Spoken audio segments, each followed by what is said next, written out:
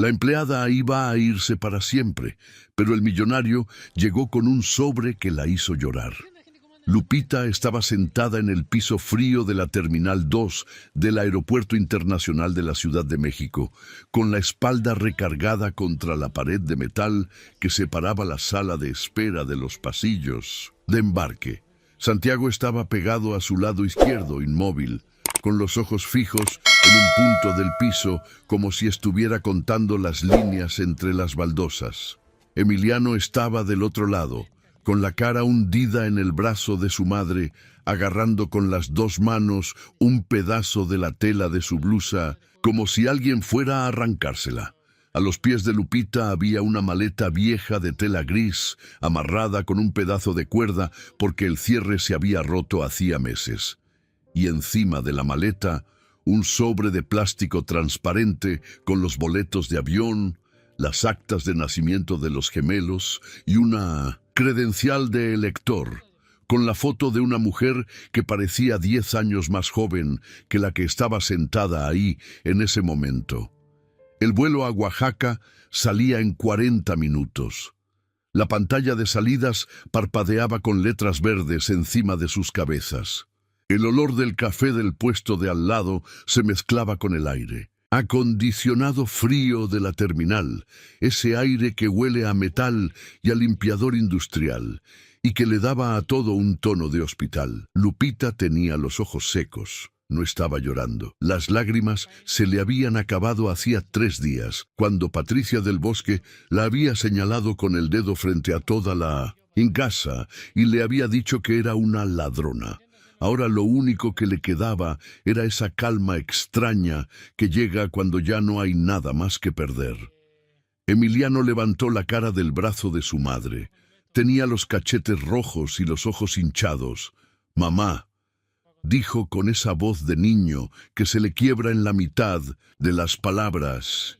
«¿Ya nos vamos?» «Ahorita, mi amor», contestó Lupita sin mirarlo, pasándole la mano por el pelo con un movimiento automático, como si esa caricia fuera lo único que su cuerpo todavía supiera hacer sin pensar.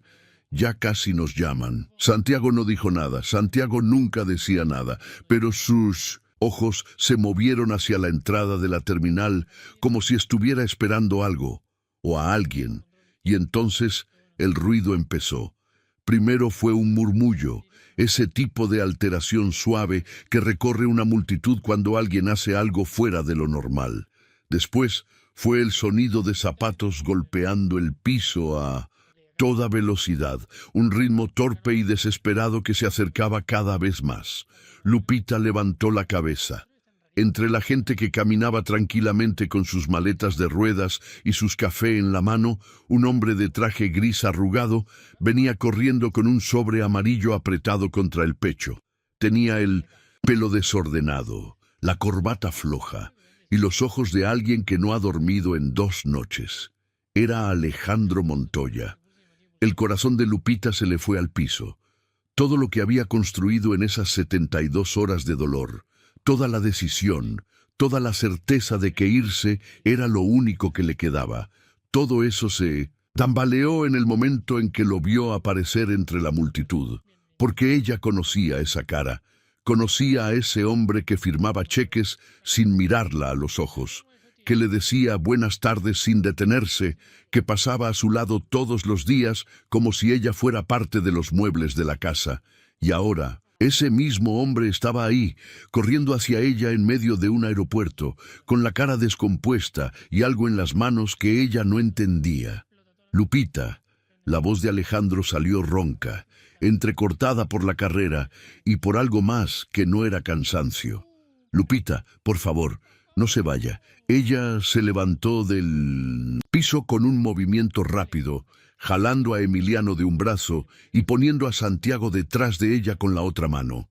Retrocedió un paso, después otro, y apretó a sus hijos contra su cuerpo como si el hombre que tenía enfrente fuera una amenaza y no el empresario que le pagaba 4,800 pesos a la quincena por limpiar una casa de 12 habitaciones en Las Lomas. «No, señor», dijo Lupita. La voz le salió más firme de lo que esperaba. «Ya no hay nada que hablar. Su esposa ya dijo todo lo que tenía que decir. Alejandro se detuvo a 3 metros de ella. La gente que pasaba los miraba de reojo. Esa mirada rápida que la gente lanza cuando quiere saber qué pasa, pero no quiere involucrarse. Él tenía el sobre amarillo en la mano derecha, apretado con tanta fuerza que los nudillos se le habían puesto blancos.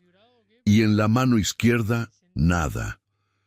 Las manos vacías de un hombre que había llegado tarde a todo lo que importaba durante los últimos 3 años. Lupita, lo que pasó no fue lo que usted cree, dijo él, y la voz se le quebró en la última palabra como una rama seca que ya no aguanta el peso. Hay algo que necesita ver. Necesito que abra este sobre. Lupita miró el sobre amarillo. Después miró a sus hijos. Santiago tenía los ojos clavados en Alejandro, con esa mirada suya que no era de niño, esa mirada de alguien que sabe cosas que no debería saber a los 6 años. Y Emiliano lloraba en silencio, con las lágrimas cayéndole por las mejillas sin hacer ruido, agarrado de la pierna de su madre, como si el piso se fuera a abrir debajo de él. «Yo no quiero nada de usted, señor Montoya». Lupita dio otro paso hacia atrás. «Ni de su esposa. Lo único que quiero es irme de esta ciudad y que mis hijos no tengan que pasar por esto nunca más». Por la bocina del aeropuerto, una voz femenina anunció que los pasajeros del vuelo 847 con destino a Oaxaca debían dirigirse a la puerta 14. Era el vuelo de Lupita. Y en ese momento, Santiago hizo algo que nadie esperaba. Se soltó de la mano de su madre, caminó 3 pasos hacia adelante hasta quedar frente a Alejandro y levantó la cara para mirarlo desde abajo, con esos ojos oscuros que parecían los de un anciano atrapado en el cuerpo de un niño de 6 años. «Señor», dijo Santiago, y su voz salió bajita pero clara, sin temblar, sin llorar. «¿Usted sabe quién cuidaba a su mamá en las noches?» Alejandro sintió que el aire se le atoraba en la garganta, y Lupita cerró los ojos, porque su hijo acababa de abrir la puerta del único secreto que ella había guardado durante 5 meses sin decirle a nadie. Pero para entender lo que estaba pasando en esa terminal de aeropuerto, hay que regresar 3 días atrás, al martes por la tarde, cuando todo se rompió. La casa de los Montoya en las lomas de Chapultepec era una de esas residencias que parecen sacadas de una revista de arquitectura. Pisos de mármol color crema que Lupita trapeaba todas las mañanas de rodillas porque la señora Patricia no permitía que usara el trapeador mecánico. Ventanales que iban del piso al techo y dejaban entrar una luz que hacía brillar cada superficie, como si la casa entera estuviera hecha de cristal. Un jardín con bugambilias moradas que un jardinero venía a podar cada miércoles y que costaba más de mantener al mes que lo que Lupita ganaba en la quincena entera. 12 habitaciones, 4 baños completos, una cocina con isla de granito donde cabían sentadas 6 personas y en la parte de atrás, pasando un pasillo largo que olía a desinfectante de pino, el ala donde estaba la recámara de doña Carmen, la madre de Alejandro, la mujer de 74 años con Alzheimer que casi nadie en esa casa visitaba ya. Lupita llevaba 3 años trabajando ahí, 3 años sin faltar un solo día, 3 años levantándose a las 4 de la mañana en su cuarto de la vecindad en la colonia Doctores, tomando 2 camiones y una combi para llegar a las lomas antes de las 7 y regresando a las 9 de la noche cuando los gemelos ya estaban dormidos en la cama del cuarto que compartían con ella, cuidados por doña Remedios, la vecina del piso de abajo que los recogía de la escuela a cambio de que Lupita le lavara la ropa los domingos. Nadie en la casa de los Montoya sabía nada de eso. Nadie le había preguntado nunca cómo llegaba, dónde vivía, si tenía hijos, si tenía familia, si cenaba por las noches o se iba a dormir con el estómago vacío para que Santiago y Emiliano pudieran comer. Para Alejandro, Lupita era una presencia eficiente que mantenía la casa funcionando. Llegaba antes que él se despertara y se iba después de que él se encerraba en el estudio a revisar los planos de la constructora. «Buenos días, Lupita. Buenas noches, Lupita». Y entre esas dos frases, 14 horas de trabajo que él nunca se detuvo a observar. Aquel martes, Alejandro estaba en Monterrey. Una junta con inversionistas que llevaba semanas preparando, la clase de reunión donde se firman contratos de 40 millones de pesos y se celebra con una cena en un restaurante donde una botella de vino costaba lo que Lupita ganaba en un mes. Patricia estaba en la casa, y Patricia llevaba semanas con una tensión que le apretaba la mandíbula cada vez que veía a Lupita pasar por el pasillo. Porque Patricia había notado algo que nadie más había notado. Todas las noches, después de que terminaba de lavar los trastes y dejar la cocina impecable, Lupita no se iba directo a la salida. Se tardaba. A veces 40 minutos, a veces una hora. Y cuando Patricia le preguntaba por qué seguía ahí, Lupita siempre respondía lo mismo con la cabeza agachada y las manos juntas. «Estoy terminando de limpiar la cocina, señora. Perdón por la tardanza». Patricia no le creía, no porque tuviera razones concretas, sino porque Patricia era una mujer que había crecido midiendo el valor de las personas por lo que podían quitarle. Su madre le había enseñado desde niña que las empleadas roban, que hay que contarles las cucharas, que hay que revisar sus bolsas antes de que se vayan.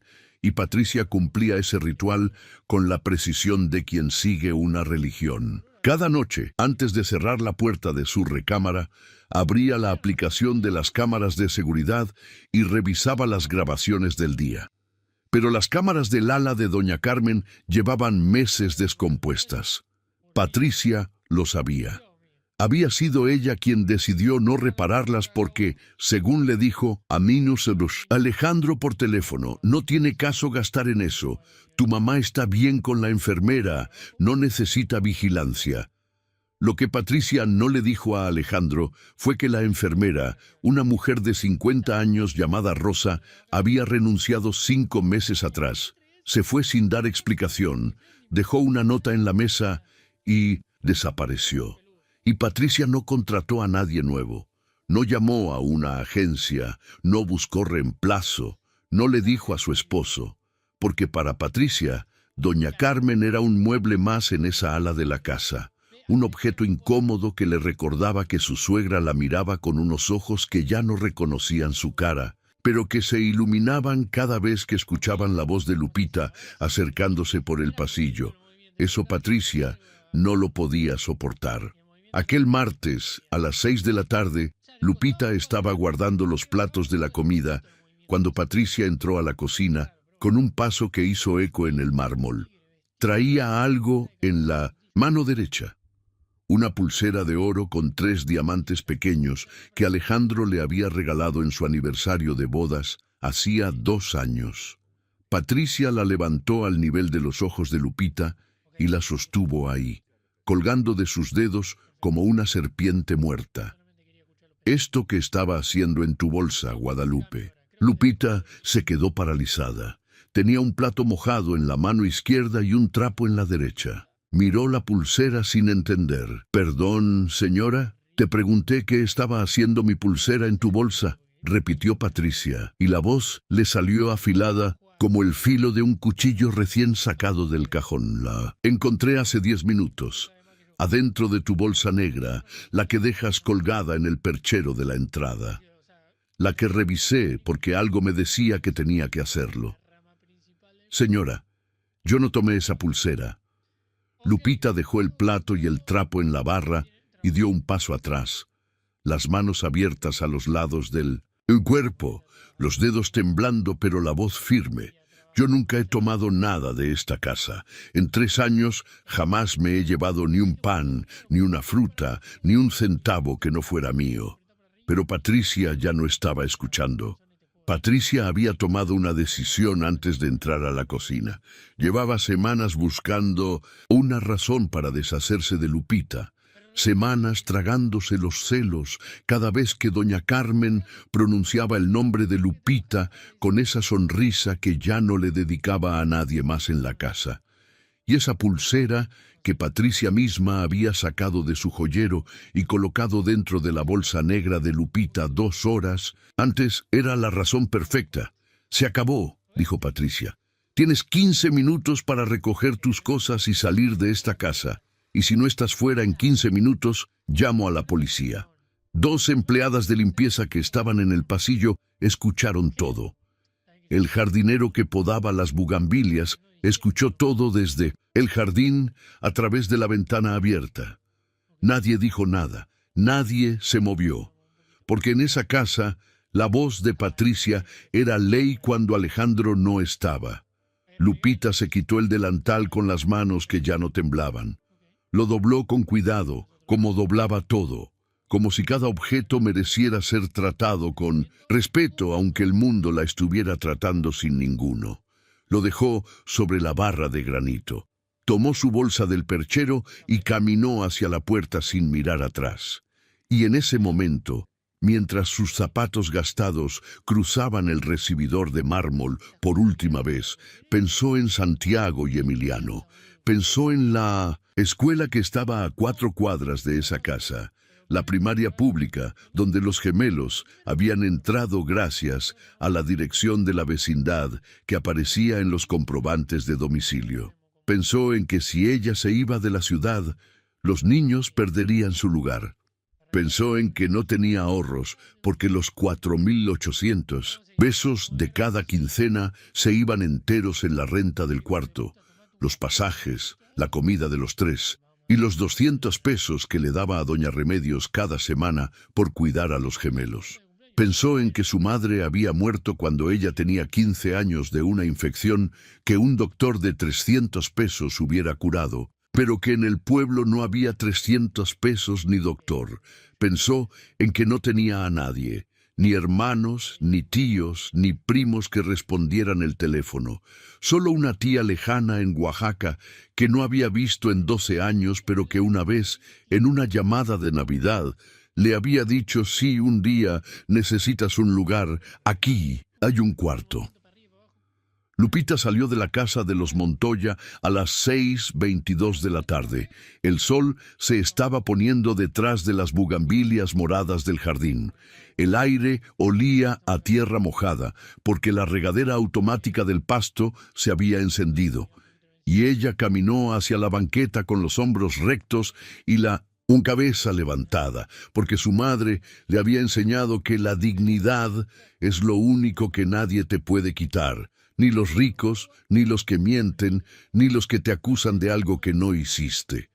Esa noche, Alejandro llamó a la casa desde Monterrey. Patricia le contó la historia. Le dijo que Lupita había robado la pulsera de aniversario, que la había encontrado en su bolsa, que no había tenido más remedio que despedirla. Le dijo que había sido muy difícil, pero que lo hizo para proteger a la familia. Y Alejandro, sentado en la terraza de un restaurante con una copa de vino tinto que costaba más que la renta mensual del cuarto de Lupita, dijo algo que después lo perseguiría como una sombra durante el resto de su vida. Dijo: «Hiciste bien, Patricia. No se puede confiar en nadie». Y colgó el teléfono sin hacer una sola pregunta más, sin preguntar si habían revisado las cámaras, sin preguntar si Lupita había dicho algo, sin preguntar qué iba a pasar con la mujer que durante 3 años había mantenido su casa en pie mientras él construía edificios en toda la República, sin pensar ni por un segundo en quién iba a cuidar a su madre esa noche. Alejandro regresó de Monterrey el jueves en la mañana. El vuelo aterrizó a las 8:15 y para las 9 ya estaba entrando por la puerta de la casa con el portafolios en una mano y el teléfono en la otra, revisando correos como hacía siempre, sin levantar la vista, sin registrar lo que pasaba a su alrededor. Pero algo era diferente esa mañana, algo que no podía nombrar todavía. La casa estaba en silencio, pero no el silencio normal de una casa grande y ordenada. Era un silencio distinto, como el que queda después de que alguien se fue y el espacio todavía no se acostumbra a la ausencia. Alejandro dejó el portafolios en la mesa del recibidor y caminó hacia la cocina. Los platos del desayuno estaban en el fregadero sin lavar. La barra de granito tenía restos de migajas que nadie había limpiado. El bote de basura estaba lleno. Y sobre la barra, doblado con una precisión que él reconoció al instante, estaba el delantal de Lupita. Lo tomó con las dos manos. Era un delantal blanco con pequeñas flores azules que ella había traído de su casa porque el uniforme que Patricia le daba le apretaba en los hombros. Estaba limpio, planchado, doblado en 3 partes iguales, como si Lupita lo hubiera dejado ahí, sabiendo que era la última vez que lo tocaba. Y Alejandro se quedó parado en medio de la cocina, sosteniendo ese pedazo de tela que pesaba menos que nada, pero que de repente le pesaba en las manos como si cargara algo que no entendía todavía. Fue entonces cuando la primera grieta se abrió. No fue un pensamiento claro ni una revelación súbita. Fue algo más pequeño, más incómodo, una molestia en el pecho, como una piedra atascada en un lugar donde no debería haber piedras, porque Alejandro recordó la voz de Patricia por teléfono, recordó el tono en el que le había contado lo de la pulsera, y algo en ese tono no encajaba. Patricia había sonado tranquila, demasiado tranquila para alguien que acababa de descubrir que su empleada de confianza era una ladrona. Había sonado como alguien que cuenta una historia que ya tenía ensayada. Alejandro dejó el delantal en la barra y subió al estudio. Cerró la puerta, abrió la computadora y por primera vez en 3 años accedió al sistema de cámaras de seguridad de la casa. El sistema tenía 14 cámaras distribuidas por toda la propiedad. Cocina, recibidor, jardín, pasillo principal, estudio, garage, entrada de servicio. Alejandro buscó la grabación del martes a las 5 de la tarde y presionó reproducir. La primera imagen fue la de la cocina vacía. El reloj digital en la esquina de la pantalla marcaba las 5:04 p.m. Lupita estaba lavando los platos del lado derecho del fregadero. Su bolsa negra colgaba del perchero de la entrada, visible desde el ángulo de la cámara. A las 5:07, Patricia entró por la puerta del pasillo, pero no fue directo a la cocina. Se detuvo junto al perchero, miró hacia el pasillo, como verificando que nadie la observaba. Sacó algo del bolsillo de su pantalón. Alejandro tuvo que acercar la cara a la pantalla para distinguir qué era. La pulsera de oro. Los 3 diamantes pequeños brillaron un instante bajo la luz del recibidor. Patricia abrió la bolsa negra de Lupita con 2 dedos. Dejó caer la pulsera adentro, cerró la bolsa y caminó hacia la cocina como si nada hubiera pasado. La grabación seguía corriendo. A las 5:11, Patricia confrontó a Lupita con la pulsera en la mano, la misma pulsera que ella misma había colocado ahí 4 minutos antes. Alejandro se recargó en el respaldo de la silla. Las manos le temblaban sobre el escritorio. Sentía el pulso golpeándole en las sienes como un tambor desafinado que no paraba. Reprodujo la escena de nuevo, y otra vez, y una vez más, buscando algo que cambiara, algo que le dijera que estaba equivocado, que lo que veía no era lo que parecía, pero cada vez era igual. Patricia sacando la pulsera, Patricia abriendo la bolsa, Patricia dejándola caer, Patricia caminando a la cocina. 4 minutos entre el crimen y la acusación. 4 minutos que habían destruido 3 años de trabajo honrado. Alejandro cerró esa grabación y se quedó mirando la pantalla con la lista de cámaras. 14 cámaras funcionando. Y entonces vio algo que lo detuvo. La cámara 11, etiquetada como pasillo ala norte. La que daba al corredor que llevaba a la recámara de doña Carmen, marcaba un estado diferente al resto. Mientras las otras 13 mostraban el icono verde de funcionamiento normal, la cámara 11 mostraba un icono amarillo con la leyenda restaurada, grabación recuperada. Alejandro frunció el ceño. Hizo clic. El sistema le mostró un aviso. Las grabaciones de la cámara 11 habían sido recuperadas del servidor de respaldo tras un mantenimiento automático del sistema. Había material almacenado de los últimos 6 meses que nadie había revisado. Abrió la carpeta. Cientos de archivos ordenados por fecha y hora. Seleccionó una grabación al azar. Martes 14 de enero, 10:47 p.m. La imagen era oscura, iluminada apenas por la luz del pasillo que se colaba por debajo de la puerta de la recámara de doña Carmen. Y en ese pasillo, caminando en silencio con los zapatos en la mano para no hacer ruido, estaba Lupita. Alejandro se inclinó hacia la pantalla. Lupita abrió la puerta de la recámara con cuidado.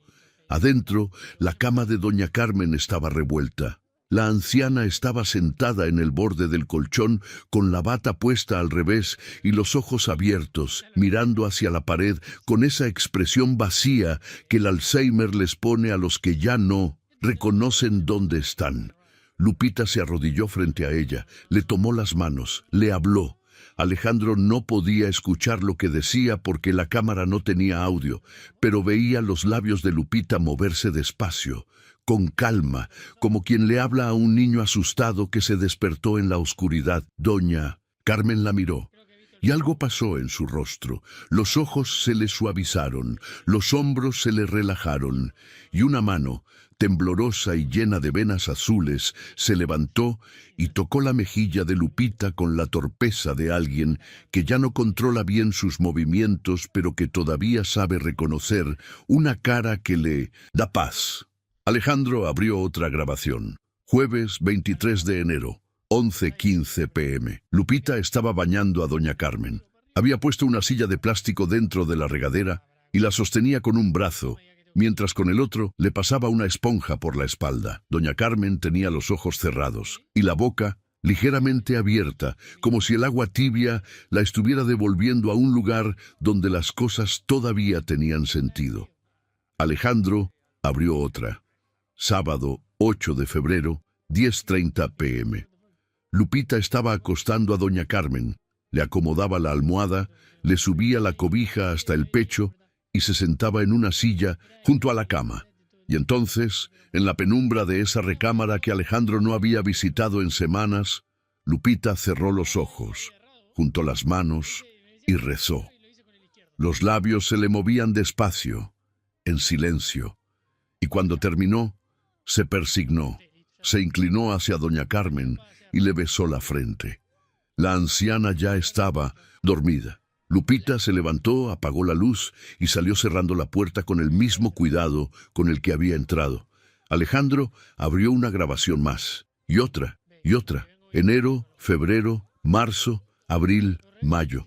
5 meses, más de 150 noches. Lupita entrando a las 10, a las 11, a veces pasada la medianoche, bañando a doña Carmen, alimentándola cuando la enfermera ya no estaba y nadie venía, cambiándole la bata, limpiando el cuarto, hablándole, cantándole, acompañándola en los episodios de confusión donde doña Carmen se levantaba gritando nombres que ya no existían, sola, sin ayuda, sin que nadie le pagara un peso extra, sin que nadie supiera, porque la enfermera Rosa se había ido hacía 5 meses y nadie había venido a reemplazarla. Alejandro soltó el mouse y se cubrió la cara con las 2 manos. El pecho se le apretó con una presión que no lo dejaba respirar bien, como si alguien le hubiera puesto un cinturón alrededor de las costillas y lo estuviera apretando poco a poco. Su madre de 74 años con Alzheimer, la mujer que lo había criado sola, después de que su padre se fue cuando él tenía 9, la mujer que trabajó en 2 empleos para pagarle la escuela, la mujer que le enseñó a leer con un libro de cuentos que todavía estaba en algún cajón de esa casa. Su madre había estado sola durante 5 meses, y la única persona que la cuidó, la única que se arrodilló frente a ella y le tomó las manos y le cantó en la oscuridad para que no tuviera miedo, fue la misma mujer a la que su esposa acusó de ladrona, y él dejó que echaran sin hacer una sola pregunta. El sonido de los tacones de Patricia en el pasillo lo sacó del estudio como una descarga. Ella apareció en la puerta con una taza de café en la mano y una sonrisa que no le llegaba a los ojos. ¿Todo bien, mi amor? ¿Cómo te fue en Monterrey? Alejandro la miró, y por primera vez en los 9 años que llevaban casados, no vio a la mujer con la que se había casado. Vio a una desconocida parada en la puerta de su estudio, con una taza de café que probablemente Lupita le habría preparado si todavía estuviera ahí. Cuando se fue Rosa, La sonrisa de Patricia se congeló. La taza se detuvo a medio camino, entre la mano y la boca. ¿Quién? La enfermera de mi mamá. ¿Cuándo renunció? El silencio que siguió fue de los que tienen peso, de los que se sienten en los hombros como una losa de concreto. Patricia bajó la taza, se alisó el pelo, con la mano libre, un gesto que hacía siempre que necesitaba tiempo para calcular una respuesta. ¡Ay! Eso fue hace poco, dijo con un tono que intentaba sonar casual, pero que le salió demasiado agudo. Estoy buscando reemplazo. Ya tengo unas opciones. No me habías dicho nada. Es que no quería preocuparte con tus viajes y... Alejandro. Alejandro se levantó de la silla. Patricia. Vi las cámaras. La taza de café tembló en la mano de Patricia. ¿Qué cámaras?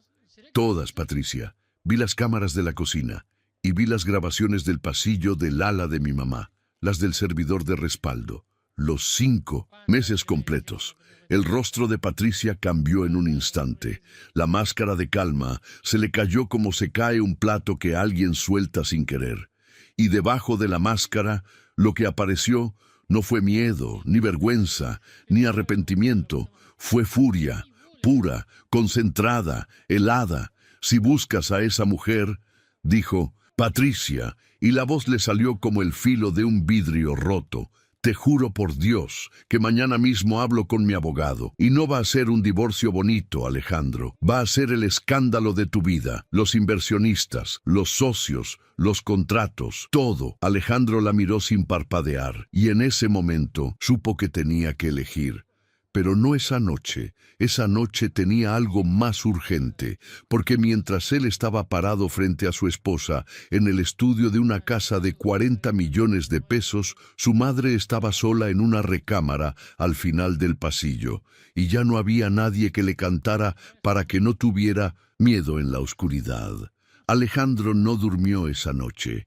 Se quedó en el estudio con la puerta cerrada, sentado frente a la computadora, viendo una grabación tras otra mientras la casa dormía, y su madre dormía sola al final del pasillo, y su esposa dormía como si nada hubiera pasado.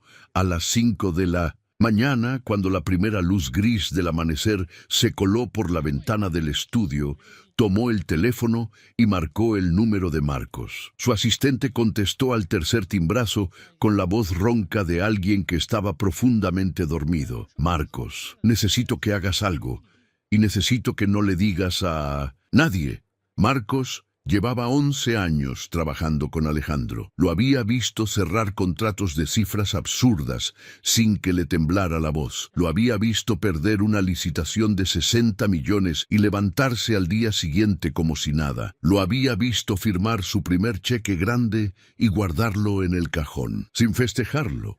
Pero nunca lo había escuchado hablar así, con la voz baja, entrecortada, como si las palabras le costaran algo que no era esfuerzo, sino vergüenza. Alejandro le explicó todo. Le contó lo de las cámaras, lo de la pulsera, lo de Patricia, lo de las grabaciones del ala norte, lo de los 5 meses de Lupita cuidando a doña Carmen sin que nadie supiera. Y le pidió 3 cosas. Primero, que fuera a la constructora y sacara del servidor las grabaciones completas de los últimos 6 meses, las copiara en una USB y las imprimiera en capturas de pantalla. Segundo, que contactara al doctor Villanueva, el geriatra que había diagnosticado a doña Carmen hacía 2 años, y le pidiera un reporte actualizado del estado de la paciente, incluyendo una nota sobre la ausencia de cuidadora profesional durante 5 meses. Y tercero, que buscara en los archivos de la casa el contrato de la enfermera, Rosa, y cualquier registro de su renuncia. «Todo tiene que estar listo antes de las 12», dijo Alejandro, «y tiene que caber en un sobre». Marcos no preguntó para qué era, no preguntó qué iba a hacer con eso, solo dijo lo que siempre decía cuando Alejandro le pedía algo con esa voz: «A las 12 lo tiene, licenciado». Mientras Marcos trabajaba, Alejandro hizo algo que no había hecho en meses. Caminó por el pasillo largo que olía a desinfectante de pino hasta la puerta de la recámara de doña Carmen. La abrió despacio. Su madre estaba acostada de lado, con la bata puesta al derecho esta vez, el pelo blanco desparramado sobre la almohada y los ojos cerrados. La recámara olía a encierro, a ropa que necesitaba lavarse, a un garrafón de agua que alguien había dejado junto a la cama con un vaso de plástico al lado. En la mesita de noche había un cepillo de pelo, un frasco de crema para las manos y una estampita de la Virgen de Guadalupe con las esquinas dobladas. Alejandro se sentó en la silla que estaba junto a la cama, la misma silla donde Lupita se sentaba cada noche después de bañarla, después de alimentarla, después de cantarle. Se quedó ahí mirando a su madre respirar, y algo se le rompió por dentro que ya no iba a poder arreglarse con dinero, ni con contratos, ni con disculpas dichas a medias, porque esa mujer que dormía frente a él era la misma mujer que se levantaba a las 4 de la mañana para vender tamales en la esquina cuando él era niño, la misma que caminaba 40 minutos hasta la escuela para no gastar en el camión y poder comprarle los útiles, la misma que le decía cada noche antes de dormir que él iba a ser alguien importante, y él se había convertido en alguien importante. Pero en algún punto del camino, ser alguien importante significó dejar de ser alguien presente. «Mamá», dijo en voz baja, sin saber si ella podía escucharlo o entenderlo, «le perdí de vista lo que importaba, pero se lo voy a arreglar». Doña Carmen no abrió los ojos, pero su mano, esa mano flaca con las venas marcadas que Alejandro recordaba fuerte y morena, amasando la masa de los tamales, se movió unos centímetros sobre la sábana hacia donde estaba la voz de su hijo. A las 12:15, Marcos llegó a la casa con un sobre amarillo tamaño carta que contenía todo: las capturas de pantalla de Patricia colocando la pulsera en la bolsa de Lupita, la USB con las grabaciones de los 5 meses del ala norte, el reporte del doctor Villanueva confirmando que doña Carmen no había recibido atención profesional en medio año, la copia del contrato de la enfermera Rosa con la fecha de renuncia, y una carta que Alejandro había escrito a mano esa mañana en la mesa del estudio con una letra que le salió torcida porque la mano no le dejaba de temblar. Una carta de 2 páginas donde le pedía perdón a Lupita, donde le explicaba lo que había visto en las cámaras, donde le decía que sabía la verdad, que Patricia había mentido, que la pulsera fue plantada, que él sabía lo que ella había hecho y por su madre, que sentía una vergüenza que no cabía en palabras, pero que iba a intentar ponerla en esas 2 páginas, aunque supiera que no era suficiente. Alejandro tomó el sobre, lo selló, se lo puso debajo del brazo y salió de la casa sin decirle nada a Patricia. Subió a la camioneta negra, una Suburban que valía más que lo que Lupita iba a ganar en los próximos 15 años de su vida, y le dio la dirección a Marcos, que manejaba. Colonia Doctores, la vecindad. El tráfico de la Ciudad de México hizo lo que siempre hace: convertir un trayecto de 20 minutos en 50 minutos de desesperación entre claxons, microbuses y vendedores ambulantes que se cruzaban entre los carriles ofreciendo chicles y agua. Alejandro apretaba el sobre contra el pecho con las 2 manos, como si alguien pudiera arrebatárselo. Cuando llegaron a la vecindad, Marcos se quedó en la camioneta y Alejandro entró solo. El edificio era una construcción de 3 pisos, con las paredes descascaradas, y un patio interior donde colgaba ropa tendida de un lado a otro como banderas de colores desteñidos. Olía a gas de una estufa encendida, a frijoles hirviéndose en alguna cocina, a humedad vieja que se mete en las paredes y ya no sale. Subió al segundo piso por una escalera de metal que rechinaba con cada paso. La puerta del cuarto de Lupita estaba entreabierta. Alejandro la empujó con la mano. El cuarto estaba vacío. Un colchón delgado en el piso sin sábanas. Un clavo en la pared donde antes colgaba algo. Una marca de humedad en el techo con forma de nube y nada más. Ni ropa, ni zapatos, ni juguetes, ni la foto de nadie. Como si Lupita y sus hijos hubieran sido borrados de ese lugar, como si nunca hubieran existido ahí. Busca a Guadalupe. La voz vino de abajo. Alejandro se asomó por el barandal y vio a una mujer de unos 60 años con un mandil a rayas y una escoba en la mano, mirándolo desde el patio con la desconfianza natural de alguien que no está acostumbrada a ver hombres de traje en su vecindad. «Usted es doña Remedios». La mujer asintió sin soltar la escoba. «Lupita ya no está», dijo doña Remedios. «Se fue esta mañana con los gemelos. Llevaba una maleta amarrada con cuerda y los boletos en un sobre de plástico. ¿A dónde se fue?» «Al aeropuerto. Dijo que se iban a Oaxaca, que allá tenía una tía que le iba a dar un cuarto. Dijo que ya no había nada para ella en esta ciudad». Alejandro bajó las escaleras tan rápido que casi resbala en el último escalón. «Marcos, arranca. Aeropuerto. Ahora». La Suburban arrancó con un chirrido de llantas sobre el asfalto mojado de la colonia Doctores. Y mientras Alejandro cruzaba la ciudad entera, con el sobre amarillo apretado contra el pecho, en la Terminal 2 del aeropuerto, sentada en el piso frío junto a la puerta 14, Lupita abrazaba a sus hijos y trataba de explicarles algo que ni ella misma terminaba de entender. «Vamos a empezar de nuevo, mis amores», les dijo, y la voz le salió con esa firmeza suave que usan las madres cuando necesitan que sus hijos crean algo que ellas mismas no están seguras de creer. «En Oaxaca hay un cuarto para nosotros. Vamos a estar bien». Emiliano asintió con los ojos llenos de lágrimas, porque Emiliano siempre asentía cuando su madre hablaba, aunque no entendiera, aunque tuviera miedo, aunque lo único que quisiera en el mundo fuera regresar a la escuela donde tenía su pupitre con su nombre pegado con cinta adhesiva y el dibujo de un perro que le había regalado su mejor amigo el último día de clases. Pero Santiago no asintió.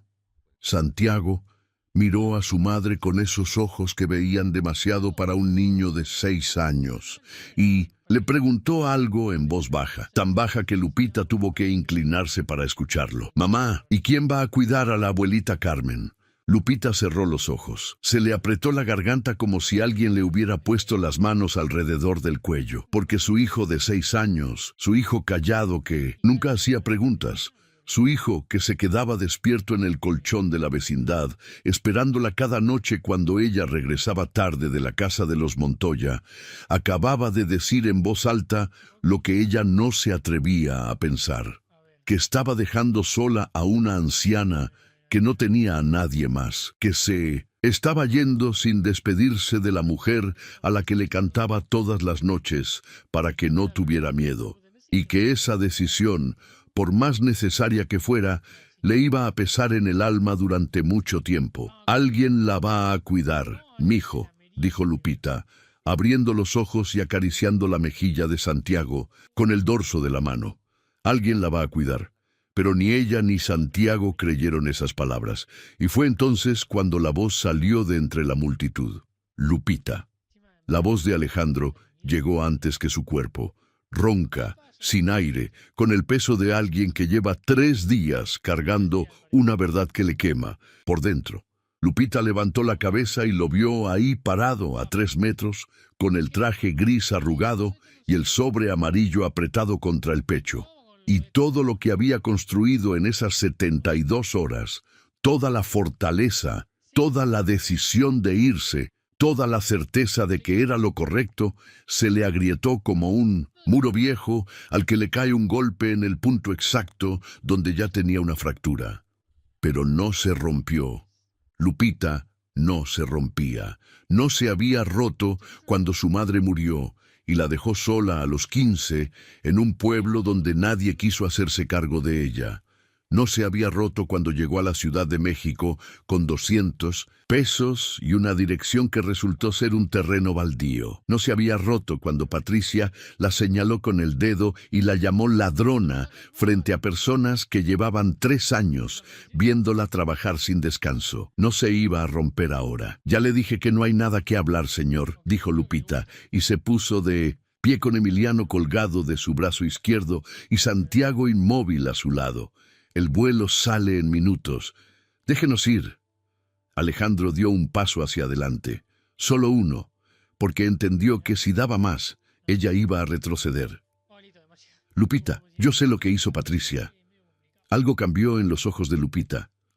No fue algo grande ni visible para los pasajeros que pasaban a su lado arrastrando maletas y mirando la escena de reojo.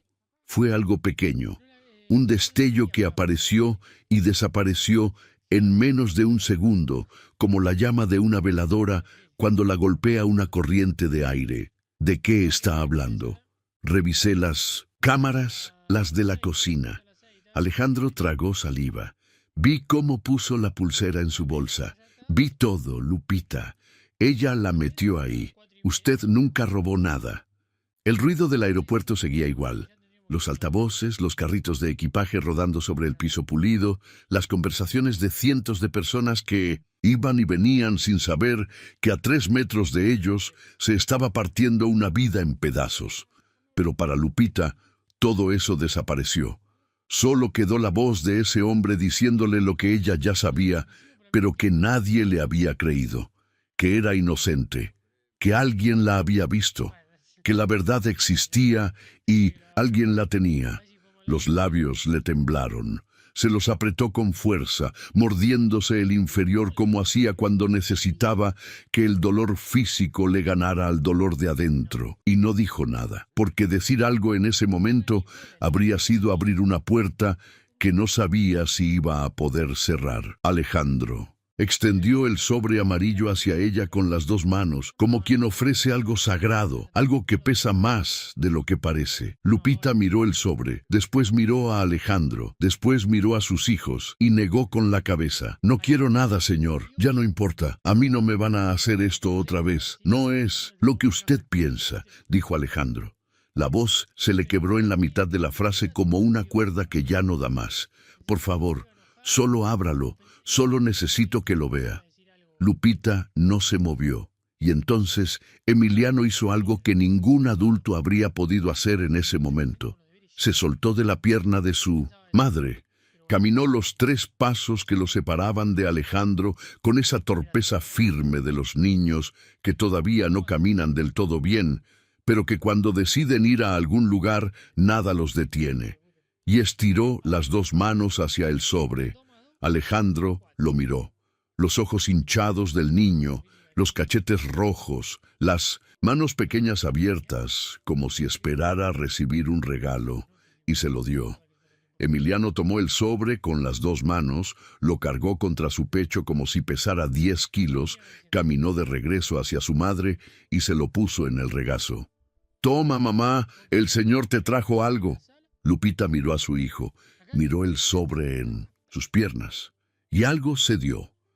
No la fortaleza, no la dignidad, no la decisión, algo más profundo, algo que estaba debajo de todo eso, en el lugar donde guardamos las cosas que ya no tenemos fuerza para seguir sosteniendo.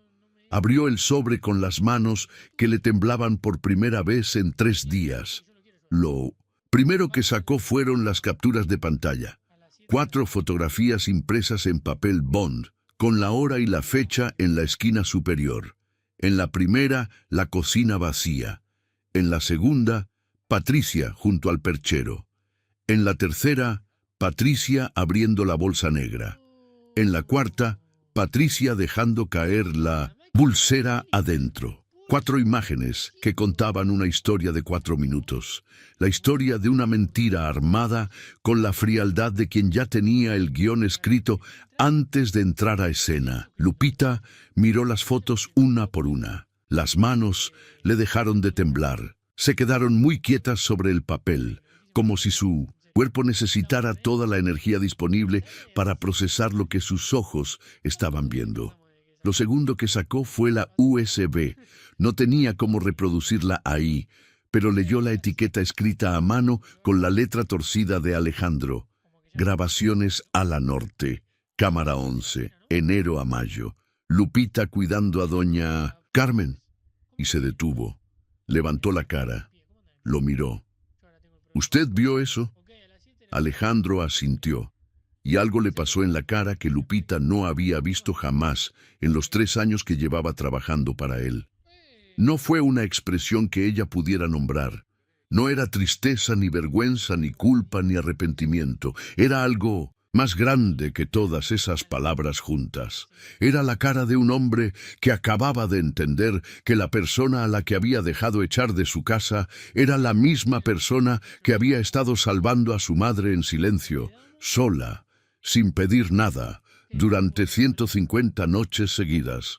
Vi todo, Lupita, dijo Alejandro. Dijo. Su voz salió como un hilo que se deshace. Vi cómo la bañaba. Vi cómo la sentaba en la silla. Vi cómo le hablaba cuando tenía episodios de confusión y se levantaba gritando en la madrugada. Vi cómo le ponía la bata derecha y le acomodaba la almohada y se sentaba a rezar junto a ella hasta que se dormía. Y vi que usted hacía eso cada noche durante 5 meses, después de 14 horas de trabajo limpiando mi casa, sin que nadie le pidiera, sin que nadie le pagara, sin que nadie lo supiera. Y yo, que soy su hijo, que tengo todo el dinero del mundo, no fui capaz ni de caminar 20 metros por el pasillo para ir a verla. Las lágrimas le caían por la cara a Alejandro sin que hiciera ningún esfuerzo por detenerlas. No se las limpió. No volteó la cara. Se quedó parado ahí, en medio de la terminal, llorando frente a una mujer que ganaba 4.800 pesos por quincena y que tenía más humanidad en las manos que él en toda su cuenta de banco. Lo tercero que Lupita sacó del sobre fueron las 2 hojas de la carta. La leyó, y mientras leía, algo fue cambiando en su rostro, algo lento y profundo como el movimiento de un río subterráneo que lleva años corriendo sin que nadie lo vea. La carta decía que Alejandro le pedía perdón, que sabía que las palabras no alcanzaban para reparar lo que había pasado, que Patricia había actuado sola y que él iba a asumir las consecuencias de no haber protegido a la persona que más lo merecía, que las grabaciones probaban su inocencia y que él se comprometía a limpiar su nombre frente a todos los que estuvieron presentes el día de la acusación, y que si ella le daba la oportunidad, iba a hacer todo lo que estuviera en su poder para que ella y sus hijos nunca más tuvieran que huir de nada ni de nadie. Lupita terminó de leer. Dobló la carta con el mismo cuidado con el que doblaba todo, con esa precisión de manos que han aprendido que cada cosa merece respeto, hasta un pedazo de papel. La metió de vuelta en el sobre y levantó la cara hacia Alejandro, con los ojos brillantes, pero sin una sola lágrima cayendo, porque Lupita lloraba hacia adentro. Siempre había llorado hacia adentro. Desde los 15 años no se permitía llorar donde alguien pudiera verla. «Yo no hice eso para que usted me viera, señor», dijo Lupita. La voz le salió entera, sin grietas. «Lo hice porque su mamá necesitaba a alguien, y yo estaba ahí. Eso fue todo». Y en ese momento, Santiago se soltó de la mano de su madre, dio un paso, después otro más, hasta quedar frente a Alejandro, tan cerca que tenía que inclinar la cabeza completamente hacia atrás para verle la cara. El niño callado, el niño que nunca decía nada, el niño que cargaba un secreto demasiado grande para un cuerpo de 6 años, porque se quedaba despierto cada noche en el colchón de la vecindad, esperando que su madre volviera, sabiendo que ella estaba cuidando a alguien que no era de su familia, sabiendo que lo hacía sin cobrar, sabiendo que su madre era así, que siempre había sido así, que daba todo lo que tenía, aunque no le quedara nada para ella misma. Santiago miró a Alejandro desde abajo y habló. Mi mamá le cantaba canciones a su mamá para que no tuviera miedo en la noche. La voz le salió clara y tranquila, como si estuviera diciendo algo que para él era tan simple y tan obvio, que no entendía por qué los adultos necesitaban tantas pruebas y tantas fotos y tantas cartas para entender lo que él ya sabía desde hacía meses. Le cantaba bajito, siguió Santiago, para que no se despertara asustada. Y a veces, cuando su mamá lloraba, mi mamá lloraba también, pero no la soltaba, se quedaba con ella hasta que se dormía. Todas las noches, señor, todas. Alejandro sintió que las piernas dejaban de sostenerlo. No fue una decisión caer, fue el cuerpo rindiéndose ante algo que la mente ya no podía contener. Las rodillas tocaron el piso frío de la terminal con un golpe seco que nadie más escuchó, pero que él sintió retumbar en cada hueso. Y se quedó ahí, de rodillas frente a un niño de 6 años que acababa de enseñarle más sobre la vida en 30 segundos de lo que él había aprendido en 44 años. La gente que pasaba se detuvo. Algunos se pararon a mirar. Una mujer de pelo blanco que caminaba con un bastón se llevó la mano al pecho. Un hombre de camisa azul bajó el teléfono que tenía frente a la cara. Una niña de unos 4 años jaló la mano de su padre y preguntó qué le pasaba a ese señor.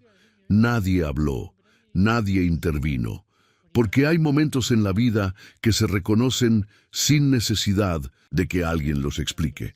Momentos donde algo invisible pero enorme está pasando entre dos personas, algo que no se puede tocar, pero se puede sentir en el aire, en el silencio, en la forma en que el mundo entero parece hacer una pausa para dejar que ese momento exista.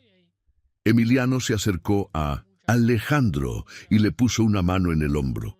La mano más pequeña del mundo sobre el hombro de un hombre de traje que valía más que el departamento donde ese niño había nacido. Y con esa mano ahí, Alejandro lloró. Lloró como no lloraba desde que tenía 9 años y su padre salió por la puerta de la casa con una maleta y no volvió.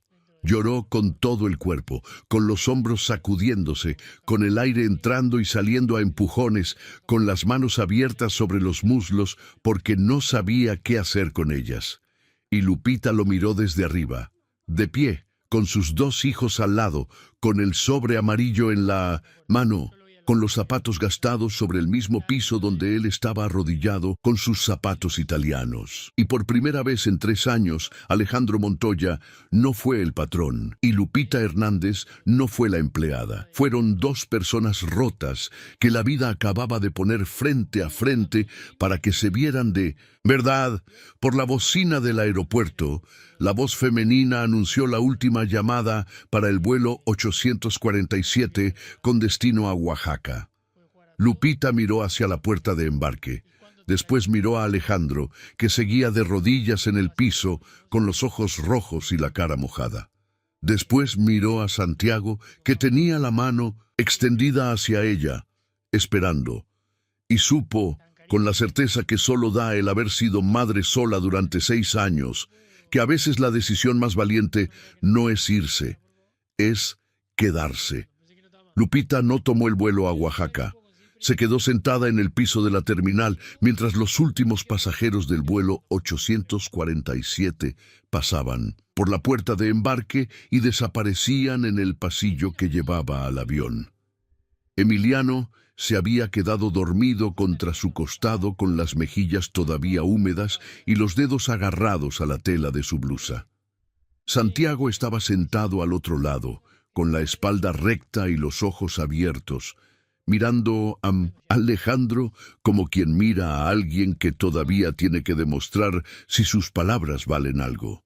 Y Alejandro seguía ahí, sentado en el piso frente a ellos, con las piernas cruzadas y el traje manchado de polvo, sin importarle que dos de sus zapatos italianos estuvieran rayados contra las baldosas, o que la gente que pasaba lo mirara como si fuera un hombre que había perdido el juicio en medio de un aeropuerto, porque quizás lo había perdido. Quizás perder el juicio era exactamente lo que necesitaba para empezar a encontrar algo que valiera más. Le dijo a Lupita que no tenía que decidir nada en ese momento, que Marcos iba a llevarlos a un hotel cerca del aeropuerto donde podían descansar esa noche, que al día siguiente él iba a resolver todo. Lupita lo miró con esos ojos que llevaban 3 días sin dormir y le dijo la única cosa que él no esperaba.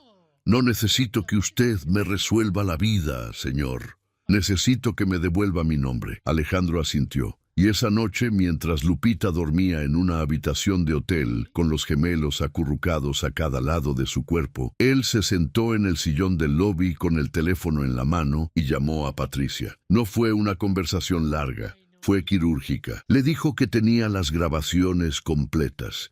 Le dijo que sabía lo de la pulsera. Le dijo que sabía lo de la enfermera Rosa. Y le dijo que a primera hora del lunes su abogado iba a presentar la demanda de divorcio junto con una copia de las grabaciones como evidencia de acoso laboral contra una empleada doméstica, lo cual en México es un delito que puede llegar a juicio penal si la parte afectada decide proceder. Del otro lado del teléfono hubo un silencio largo. Después, la voz de Patricia salió diferente. No era la voz fría y calculada que Alejandro conocía. Era una voz más baja, más delgada, como la de alguien a quien le quitaron el piso debajo de los pies. ¿Quieres saber por qué lo hice? Alejandro no contestó. Pero no colgó. Tu mamá ya no me reconoce, Alejandro. Llevo 9 años casada contigo, y tu madre me mira como si fuera una extraña, pero a ella la reconoce, a la que limpia los pisos. A ella le sonríe, a ella le aprieta la mano, a ella le dice cosas que a mí nunca me dijo, y yo soy tu esposa. Yo debería ser la que ella reconoce. Alejandro cerró los ojos. En otro momento, en otra circunstancia, quizás esas palabras le habrían dolido de una forma diferente. Quizás habría sentido compasión por la mujer que acababa de confesar que su crueldad nacía del miedo a ser invisible.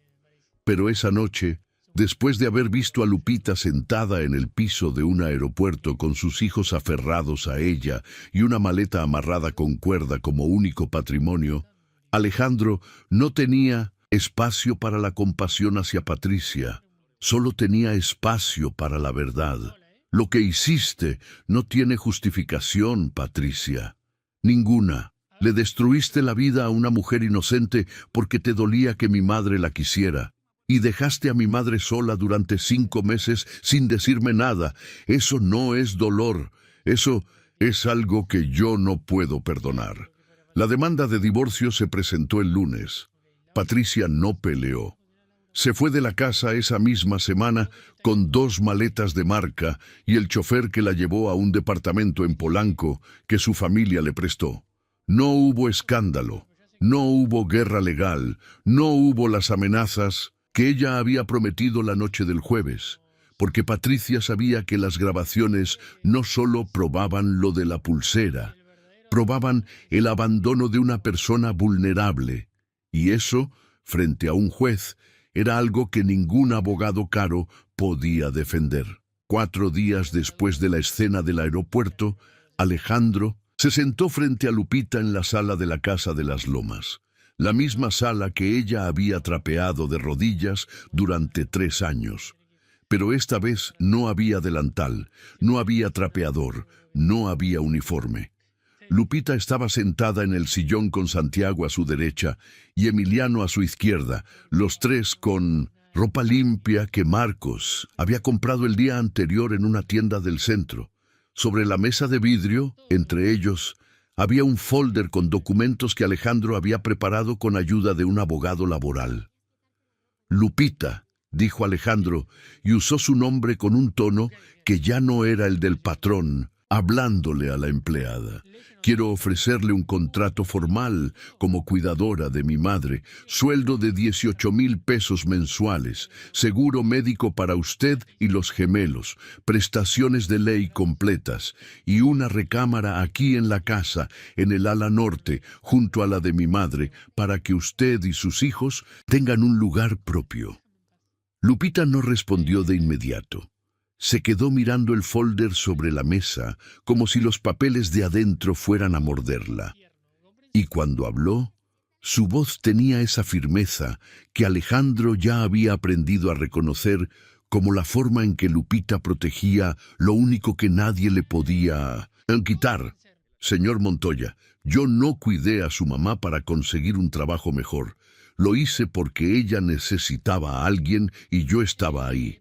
Si acepto esto, quiero que quede claro que no es caridad, es un empleo, y yo voy a cumplirlo como cumplo todo, con mis manos y con mi trabajo. No quiero que nadie piense que me están haciendo un favor. Alejandro asintió. Es un empleo, Lupita, con contrato, con prestaciones, con reglas claras, y con algo que debía haberle dado hace 3 años. Respeto. Lupita lo miró por un momento largo. Después miró a Santiago, que asintió una sola vez con la cabeza, despacio, como un viejo que da su aprobación. Después miró a Emiliano, que tenía los ojos fijos en la ventana que daba al jardín, como si ya estuviera imaginándose corriendo entre las bugambilias. Está bien, dijo Lupita. Acepto, pero tengo 2 condiciones. La primera, que mis hijos regresen a su escuela. A la misma escuela, con los mismos compañeros. No quiero que pierdan lo que ya tenían. Y la segunda, que usted visite a su mamá, no cada semana, todos los días, aunque sea 5 minutos, porque su mamá lo necesita a usted, señor, no a mí, a usted. A Alejandro se le subió algo caliente a la garganta que tuvo que tragar antes de poder hablar. Aceptó las 2 condiciones. Santiago y Emiliano regresaron a la primaria el miércoles de esa misma semana. Emiliano entró corriendo al salón y abrazó a su amigo, el que le había regalado el dibujo del perro, con una fuerza que casi lo tira de la silla. Santiago caminó hasta su pupitre, se sentó en silencio, sacó su cuaderno y por primera vez en meses sonrió. Una sonrisa pequeña, apenas visible, pero que a Lupita, que lo miraba desde la puerta del salón, con las manos apretadas contra el pecho, le pareció la cosa más hermosa que había visto en su vida, porque esa sonrisa significaba que su hijo estaba dejando de cargar un peso que no le correspondía, que estaba empezando a ser niño otra vez. Esa misma tarde, Lupita entró a la recámara de doña Carmen por la puerta principal del ala norte. No por el pasillo oscuro, no a escondidas, no después de las 10 de la noche cuando nadie podía verla. Entró a las 4 de la tarde, con la luz del sol, entrando por la ventana que ella misma había abierto, porque el cuarto llevaba meses con las cortinas cerradas. Doña Carmen estaba sentada en la cama con la bata limpia que Lupita le había puesto esa mañana. La anciana levantó la cara cuando escuchó los pasos, y sus ojos, esos ojos que ya no reconocían a su propio hijo la mitad de las veces, se iluminaron con algo que no necesitaba memoria para existir, algo que vivía en un lugar más profundo que los recuerdos, en ese espacio del alma, donde el cuerpo reconoce a quien lo ha cuidado con amor, aunque la mente ya no pueda ponerle nombre. Lupita se sentó junto a ella, le tomó las manos y sacó de su bolsa algo que había guardado en el cuarto de la vecindad antes de irse al aeropuerto, lo único que se había llevado además de la ropa y las actas de nacimiento. Una veladora nueva con la estampa de la Virgen de Guadalupe. La colocó sobre la mesita de noche, junto al cepillo y la crema. Sacó un cerillo de la caja que traía en el bolsillo y la encendió. La llama se levantó pequeña y firme en la luz de la tarde, y Lupita cerró los ojos, juntó las manos y empezó a rezar, pero esta vez no en silencio. Esta vez en voz alta, con la puerta abierta, con la luz del sol entrando, con el sonido de su voz saliendo por el pasillo, hasta donde Santiago y Emiliano estaban desempacando sus cosas en la recámara de al lado. Doña Carmen cerró los ojos también, y sus labios se movieron. No las mismas palabras, no con la misma claridad, pero se movieron.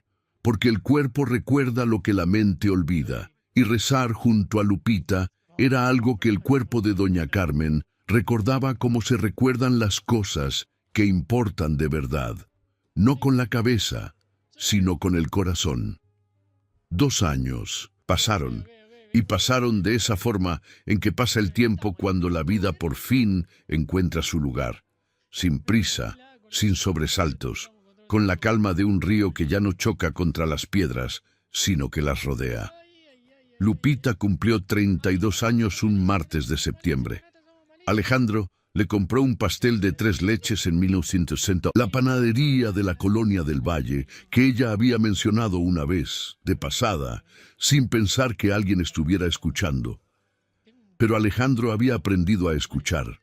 Eso fue lo primero que cambió en él, antes que cualquier otra cosa. Aprendió que escuchar no es esperar a que el otro termine de hablar para decir lo que uno ya tenía preparado. Escuchar es quedarse callado con los ojos abiertos y dejar que las palabras del otro entren hasta donde tienen que entrar, aunque duelan, aunque incomoden, aunque cambien la forma en que uno se ve a sí mismo. Santiago tenía 8 años y sacaba las mejores calificaciones de su salón. No porque fuera el más inteligente, aunque lo era, sino porque Santiago había descubierto algo que lo transformó por dentro. Ya no tenía que ser el adulto de la casa, ya no tenía que quedarse despierto en un colchón en el piso de una vecindad, contando los minutos hasta que su madre regresara de cuidar a una anciana que no era de su familia. Ya no tenía que guardar secretos que le pesaban más que su mochila. Ahora Santiago podía ser lo que siempre debió haber sido. Un niño de 8 años que se preocupaba por las tareas de matemáticas y por quién iba a ser su compañero en el proyecto de ciencias naturales. Una tarde, la maestra de biología les pidió que escribieran en una hoja qué querían ser de grandes. Santiago escribió con letra redonda y firme, sin dudarlo ni un segundo: quiero ser doctor. Quiero cuidar a las personas como mi mamá cuida a la abuelita Carmen. La maestra le puso una estrella dorada en la hoja. Santiago la pegó en la pared de su recámara, junto a la ventana que daba al jardín de las bugambilias, y la miraba cada noche antes de dormir como otros niños miran los pósters de futbolistas o superhéroes. Emiliano era otra historia. Emiliano seguía siendo el niño que sentía todo con una intensidad que a veces asustaba y a veces enternecía. Seguía llorando fácil. Seguía abrazando a su madre con una fuerza que no correspondía a su tamaño.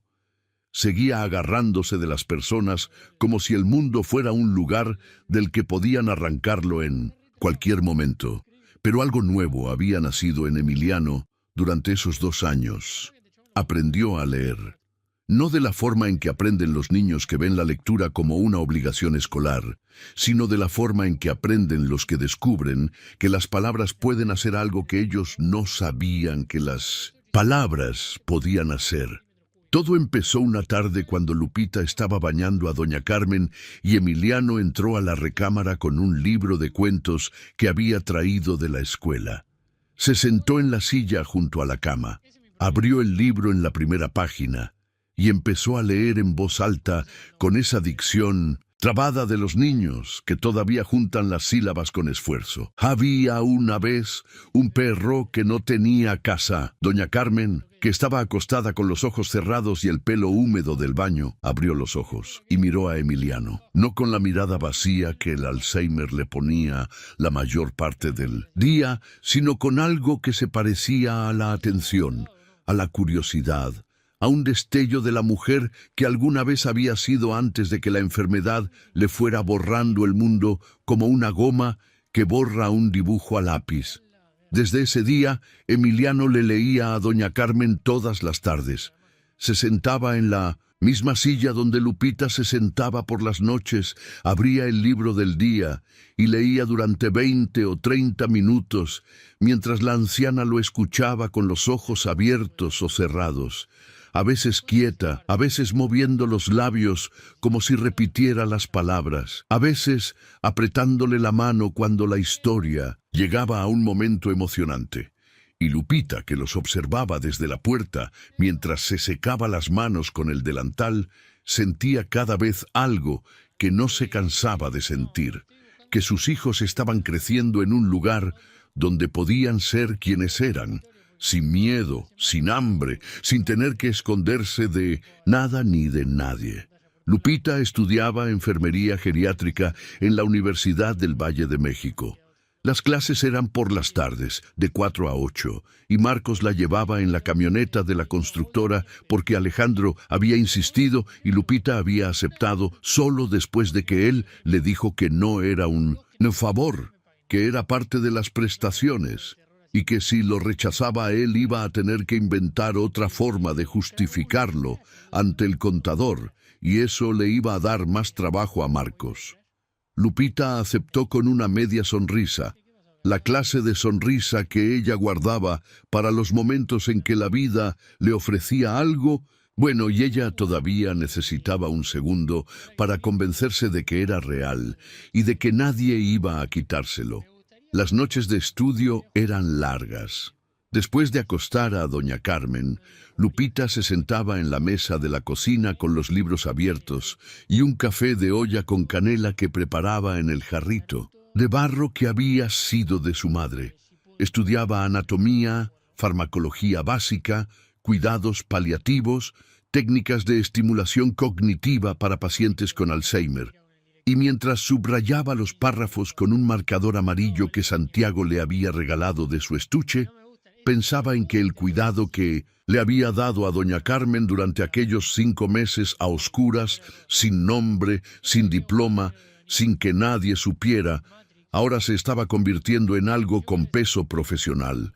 Lo que había hecho por instinto y por humanidad, ahora lo estaba aprendiendo con ciencia y con método, y eso no le quitaba valor a lo que había hecho antes, se lo multiplicaba.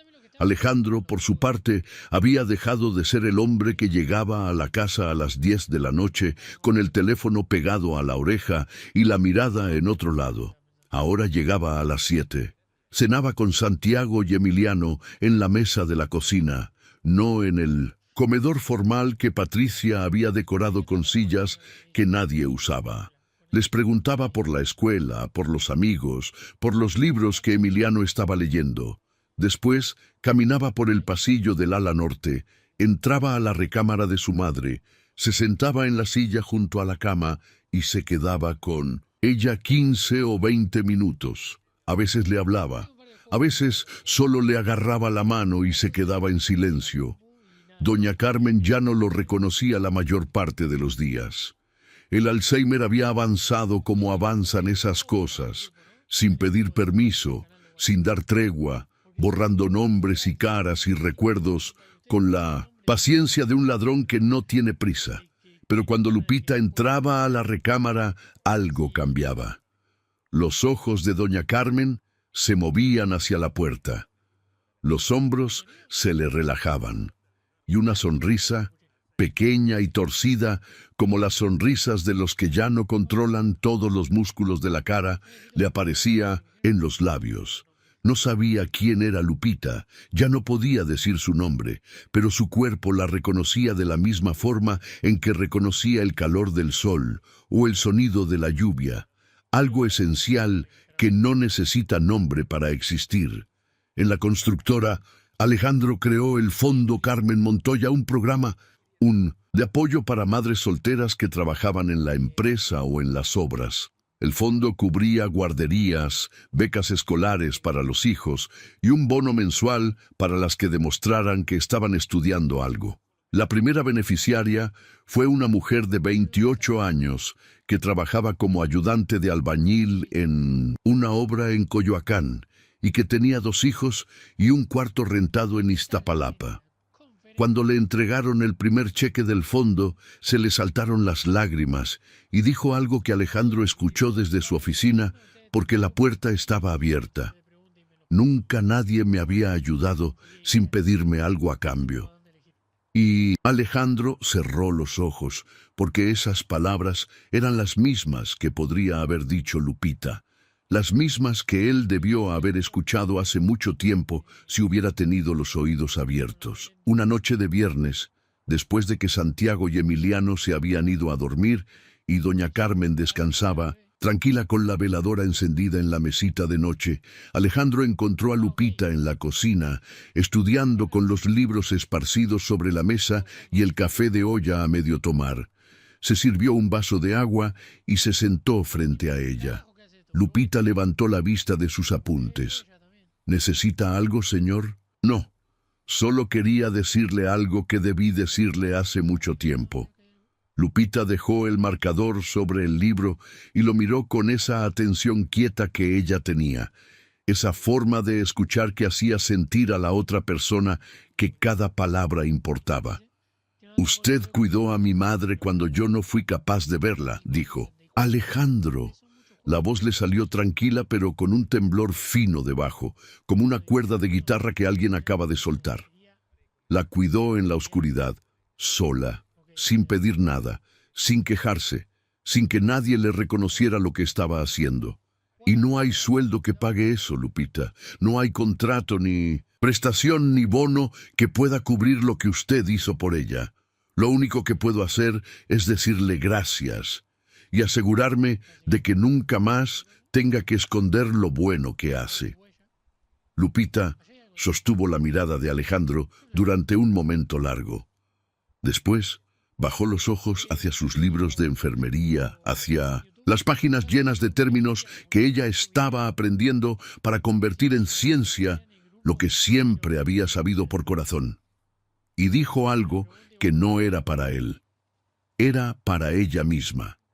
Era para su madre que murió cuando ella tenía 15. Era para los 5 meses de oscuridad y para los 3 años de invisibilidad y para todas las noches que caminó por ese pasillo con los zapatos en la mano para no despertar a nadie. Mi mamá siempre decía que uno no escoge lo que le toca en la vida, pero sí escoge qué hacer con lo que le tocó. Yo escogí cuidar, eso fue todo. Y afuera, en el jardín donde las bugambilias moradas se mecían con el viento de la noche, la luz de la veladora parpadeaba suave en la ventana de doña Carmen, firme, constante, como una promesa que nadie necesitaba decir en voz alta para saber que se iba a cumplir. Era domingo. La clase de domingo en que el tiempo se estira como la masa de una tortilla entre las manos de una abuela, despacio, con cuidado, sin prisa por llegar a ningún lado. El sol de las 5 de la tarde entraba al jardín de las lomas, con esa luz dorada que solo existe en la Ciudad de México, cuando las nubes se abren justo antes de que empiece a oscurecer, esa luz que parece pintada a mano, que le pone color miel a las paredes y hace que las bugambilias moradas se vean casi rojas. Doña Carmen estaba sentada en la banca de madera del jardín, con una cobija ligera sobre las piernas y los ojos cerrados. El sol le daba en la cara, y ella había levantado el mentón un poco hacia arriba, como si quisiera recibir esa tibieza con toda la piel disponible, como si su cuerpo recordara que el sol siempre fue algo bueno, aunque su mente ya no pudiera explicar por qué. Junto a ella, en el pasto, sentado con las piernas cruzadas y un libro abierto sobre las rodillas, Emiliano leía en voz alta.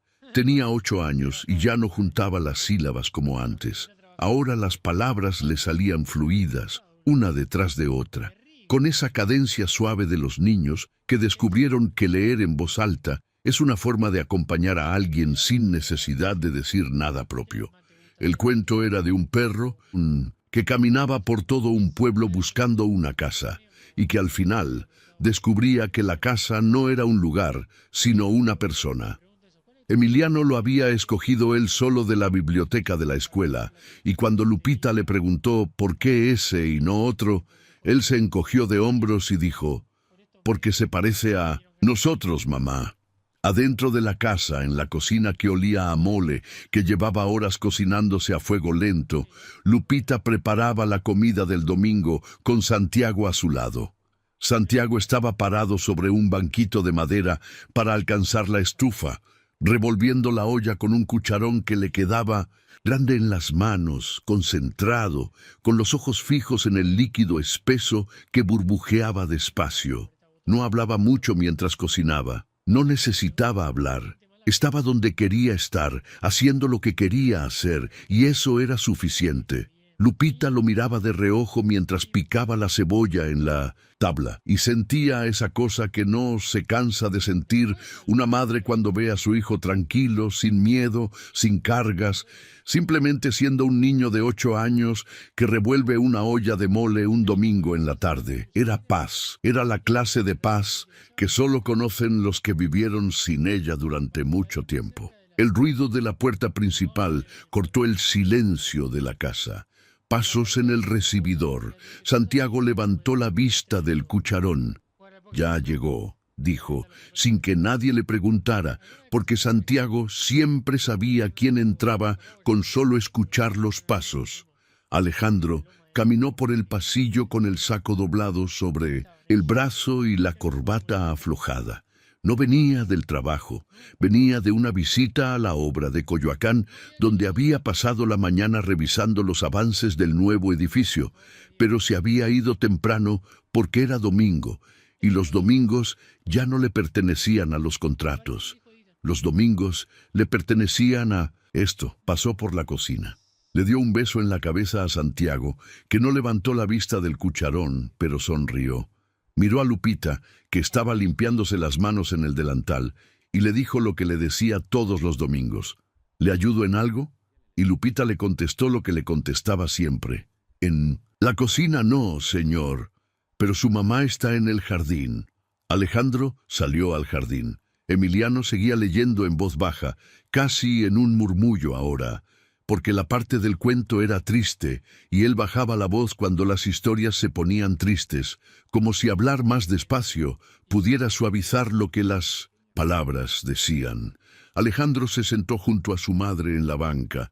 No dijo nada, solo se sentó a su lado, cerca, con los hombros casi tocándose, y cerró los ojos igual que ella. El sol les daba a los dos en la cara. Doña Carmen movió la mano derecha sobre la cobija apenas unos centímetros, hasta que sus dedos tocaron los de su hijo. No apretó. No tenía fuerza para apretar, pero el contacto estaba ahí, suave, tibio, como una conversación entre dos personas que ya no necesitan palabras para decirse lo que importa. Y Alejandro se quedó ahí, quieto, con los ojos cerrados y la mano de su madre contra la suya, escuchando la voz de Emiliano leyendo un cuento sobre un perro que buscaba un hogar.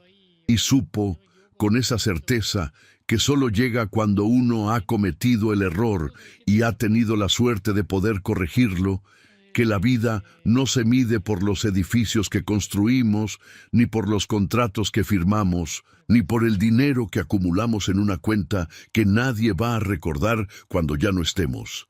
La vida se mide por las personas a las que les dimos la mano cuando más lo necesitaban, y por las que nos la dieron a nosotros sin que se lo pidiéramos.